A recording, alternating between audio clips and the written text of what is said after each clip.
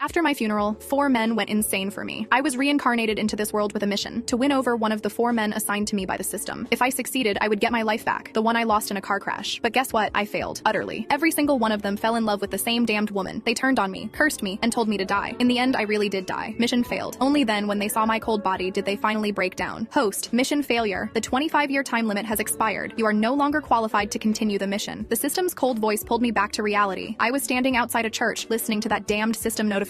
Inside, Parker Sheffield and Jessica Landry were kissing at the altar. He was the richest man in City A, and the last man I needed to win over. Another epic failure. When I was first reborn, the system offered me a deal. Make any of these 4 men fall in love with me within 25 years, and I could live again. But 25 years had passed, and I had nothing. It seems I wasn't meant to live at all, was I? I turned and left, eventually walking onto the busiest overpass in the city. The system said my time was up. I had to end it myself, permanently. As I stared down at the speeding cars, my mind was filled with memories of those men, their cold words, their contempt. And it was all because of the woman they were obsessed with, Jessica Landry. The system tried to console me. It's not your fault. She is the chosen one. They are instinctively drawn to her. I looked up at the blue sky and thought, is that it? Am I destined to fail just because I'm a side character? To hell with it. I didn't want to think anymore. I closed my eyes and stepped into the traffic. A harsh screech of brakes, followed by an angry roar. Haley, are you insane? If you want to die, don't do it out here. I opened my eyes and saw my brother, Caleb Wright, dragging me toward his car. He was also one of the 4 men the system picked for me. The system had said if I could max out his brotherly affection to 100%, it would also count as a win. But then, Jessica Landry got her claws into him. She told Caleb I had hired someone to rape her. Caleb believed her without hesitation. From then on, he despised me. Caleb drove me to the river, dragged me out of the car, and slapped me hard across the face. If you really want to die, do it where no one will be responsible for you. I picked a great spot, now jump. My head was spinning from the slap. I had pretended to be suicidal in front of him before, just to get his attention, to make him listen to my explanation. But he only had eyes for Jessica. Now, he just thought I was pulling the same old trick. Caleb, what are you doing here? Aren't you supposed to be at Jessica's wedding? Are you here because of me? I looked up at him, my voice full of bitterness. Wasn't he at the church? Was he worried, so he followed me? I still held a sliver of hope for this brother. He sneered. Don't flatter yourself. I was picking up a bridesmaid's dress for Jessica when I ran into you, you lunatic. And Haley, I'm not falling for your act again. My last hope shattered. I should have known. My brother was hopelessly in love with Jessica. Even though she was marrying someone else, he was willing to be her errand boy, even running chores for her wedding. What an incurable simp. I said nothing and turned, starting to walk into the river. Maybe Caleb thought I was just acting. He stood on the bank, mocking me. Hurry up, you're so slow. If you're going to die, do it quickly. I have to get back to the wedding. I quickened my pace, letting the river water soak my clothes, numb my skin, and fill my mouth and nose. This is it. I can finally be free. But suddenly a powerful force yanked me backward out of the water. Smack! Caleb slapped me again. Haley, did you really think you could die in front of me? Mom gave you that life. You have no right to throw it away. Mom was the only person in this world who cared about me. I couldn't hurt her, but I had to leave. Caleb's interference forced me to retreat temporarily. I made up a lame excuse and went home. His words echoed in my ears. So what if Parker Sheffield is married? If you really loved him, you'd let him be free. That's true love.